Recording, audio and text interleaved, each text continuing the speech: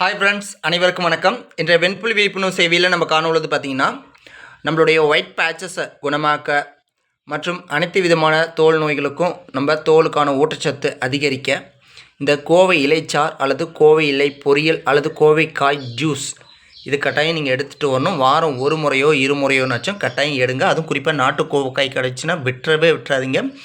மிகப்பெரிய ஒரு அருமருந்து. கிடைக்காத பட்சத்தில் ஹைப்ரிட் கோவைக்காயை கூட பயன்படுத்திக்கங்க. ஓகேங்களா. நம்ம முன்னோர்கள் உணவே மருந்து அப்படின்னு சொல்லி எதற்காக சொல்லி வச்சாங்கன்னா, ஒரு வியாதியை குணமாக்கி மற்றொரு வியாதியும் வராமல் தடுக்கக்கூடிய தன்மை கொண்டது தான் இந்த இயற்கை சார்ந்த உணவே மருந்து.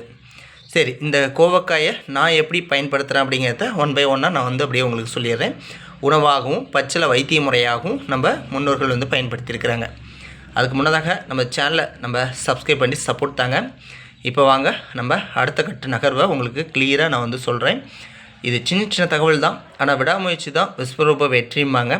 எனக்கான ரிசல்ட் இதுமாரி தான் வந்துட்டுருக்குது. ஓகேங்களா ஃப்ரெண்ட்ஸ், பார்த்திங்கன்னா அப்படியே கறி குழம்பு மாரி வாசனை இருக்குதுங்க.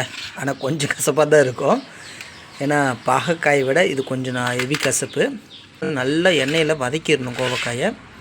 முடிஞ்ச அளவுக்கு விதையை நீக்கினீங்கன்னா கொஞ்சம் கசப்பு குறையும். விதையோடு போட்டிங்கன்னா கொஞ்சம் கசப்பு ஹையாக இருக்கும். பழம் கொஞ்சம் சிவந்த மாரி பழத்தை பயன்படுத்திக்கங்க. பொரியலாக பயன்படுத்தினா, ஜூஸாக பயன்படுத்துகிற மாரி இருந்தால் இளங்காய். ஓகேங்களா. இல்லை நல்லா ஹெவியான இந்த தொல்லை